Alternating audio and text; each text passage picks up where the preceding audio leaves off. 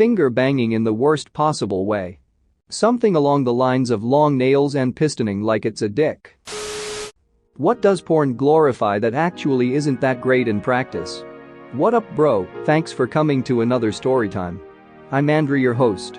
Since you're here, why not like the video, subscribe and ring the bell button.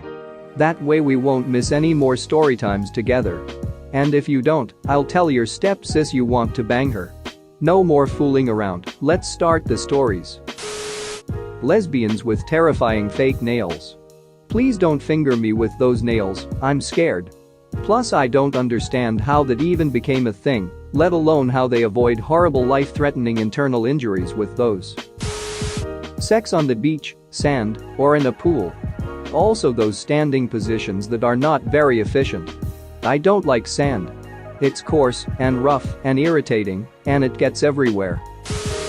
Getting late in unrealistic scenarios. Thanks for fixing my plumbing issues.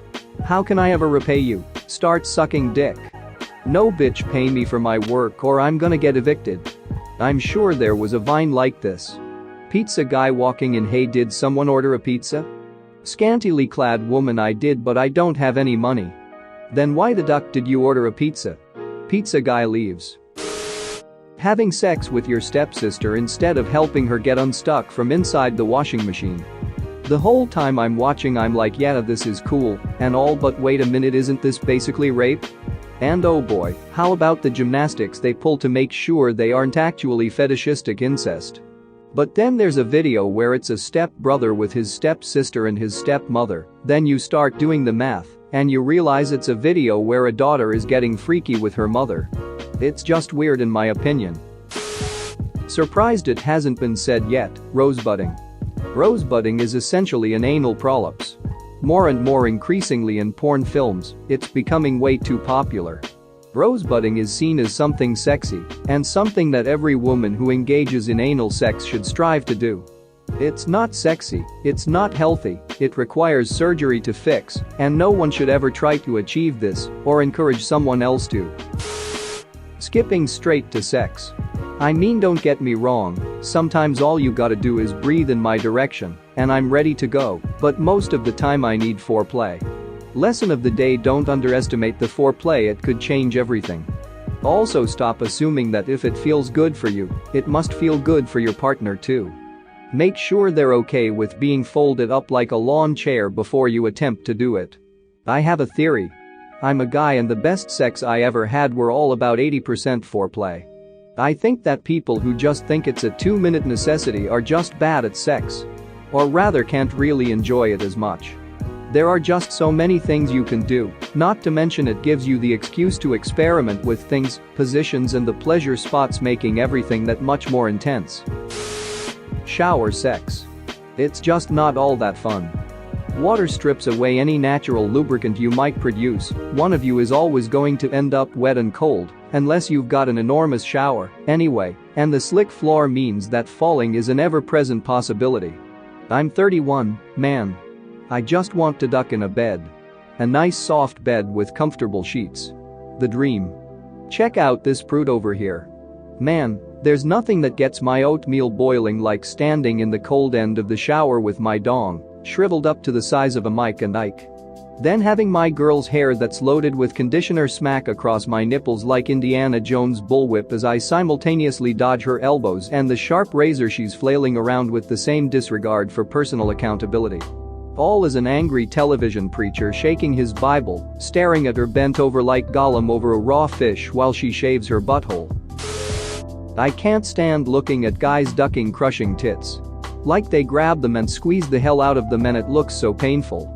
Titties are not like thigh or ass fat, it hurts like hell if you squeeze them too hard. A week before I get my period my boobs are always so extremely sensitive. Like, it hurts like hell just taking off my bra or bending down to pick something up. I can't even imagine the pain I would feel if someone would crush my boobs like that. Ugh, it gives me chills all over. Most of lesbian porn, my vagina isn't a piece of concrete, please don't jackhammer it with those speared fingers of yours. Also please don't aggressively rub my clit like you're trying to sand it off. Overall sex in porn is much more eventful in all the wrong ways. Not that regular sex is boring, but it's 100% focused on the insertion of something into someone else.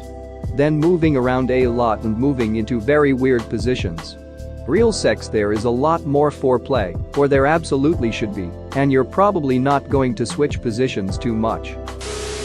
Hair pulling and slapping being a part of nearly every mainstream porn vid you see. Don't get me wrong, I love having my head slammed into the wall on occasion, but if we're just hooking up for the first time and I haven't explicitly said so, what on earth makes you think it's okay to just slap me in the face or rip my hair out? I think a lot of people assume that's just a normal part of sex now. Choking as well. When you start thinking about more extreme BDSM acts, beyond a light spanking, you really need to have a discussion around that with your partner before engaging in that behavior. Also, a safe word. Just straight up incest. I honestly don't think it's really that popular due to the incest. I think the porn industry thinks it's popular, but really they just seem to cast the most attractive people in these sorts of videos, which makes them more popular for that reason. It's also the easiest theme to slap on literally any type of video to make it taboo without it actually being taboo. Like, I saw one titled the other day that was like Dad Duck's hot blonde stepsister. Wait, so is it his stepdaughter or his stepsister? But aside from the maybe 37 seconds of talking at the beginning of the video, it has no effect on the rest of the video unless they keep weirdly mentioning it. Some videos have had it in the title with no mention of it in the video. They don't need to use costumes or a weird set or whatever. Yeah. Never once have I wanted to duck my sister, my half-sister, my mother, daughter, and any of their friends, etc. Closest I've come is perhaps wanting to date a barkeeper that was shaped like most of the women in my family. But that, in itself, felt weird. I don't want to marry my sister or my cousin, nor someone that looks like her. I can't believe this hasn't been said. Sex with children. There is a huge amount of porn where there is a naughty Catholic schoolgirl or a Girl Scout. Yes, the actresses are over 18 years old, but when people think Girl Scouts they think of someone who's 12 years old. The same thing with naughty Catholic schoolgirls. They don't wear those skirts at 18. They are between 10 to 17 years old usually. Not only that, there has been an explosion in recent years of age play. Not just on fringe dark websites. On mainstream porn sites. Porn stars with braces, which is typically associated with kids 12 to 16-ish. Sex scenes in rooms decorated like a child's bedroom. They are pink with kids' sheets with stuffed animals etc. for decorations. There is an increasing amount of thumb sucking in these themed videos, which is associated with children 2 to 5 years old. There is also an increasing number of videos where the actress will wear a diaper and act like she's under 10 years old. That women are super tight and the loud moaning. It's just not like that at all. When I was 16 I was I wanna get laid, it must be awesome, and when I finally did, don't get me wrong, it's awesome, but not what 16-year-old me thought. Porn is unrealistic, I'ma be honest. And another thing is shaving your pubic hair. Not everyone is gonna have a bald thing, man, and I can tell you that I know a few guys who like the natural look. That position where the guy is standing up carrying the girl with her arms around his neck and her legs hanging over the crook of his elbow. I'm a pretty strong dude, I lift weights, but I don't care what size girl you are, it just doesn't work very well.